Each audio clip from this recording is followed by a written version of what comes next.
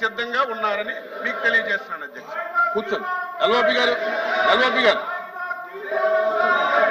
LOP గారు అరే LOP గారు మాట్లాడుతుంటే మీ పక్ష నాయకుడు మాట్లాడుతుంటే కూడా మీరు ఆకపోతే ఎలాగయ్యా?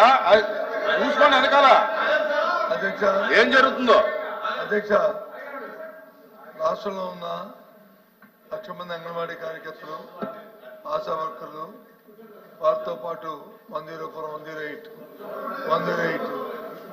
సంబంధించిన కార్మికులందరూ కూడా వారు నేను దీక్షలు చేస్తాను అధ్యక్ష. ఇంకా రేపు రెండో ఇంకా దాన్ని ఉధృతం చేసే పరిస్థితి కూడా ఉంది.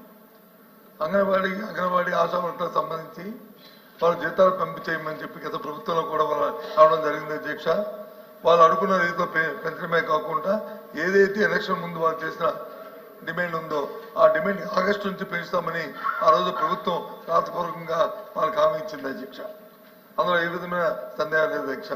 ప్రభుత్వం అంటే ఇది కంటిన్యూస్ ప్రాసెస్ అధ్యక్ష. ఆ నేపథ్యంలోనే వాళ్ళు అడుగుతున్న డిమాండ్ అధ్యక్ష.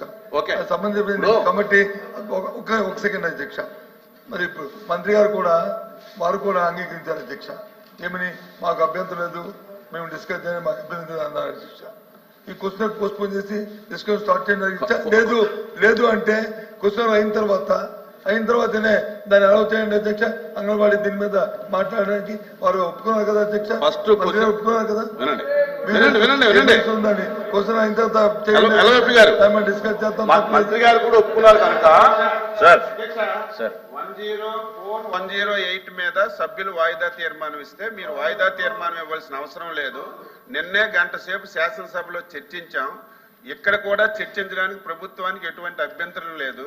తమరు ఎప్పుడు వీలైతే అప్పుడు పోస్ట్ చేయండి. దాని మీద డీటెయిల్ గా గత 5 సంవత్సరాలు ఏం జరిగింది, ఇప్పుడు ఏం జరుగుతుంది, మేము చెప్పింది 104, 108 మీద అధ్యక్ష. ఒక 100 సబ్జెక్టుల మీద వాయిదా తీర్మానాలు ఇస్తే అన్నిటి మీద చెప్పవలసిన అవసరం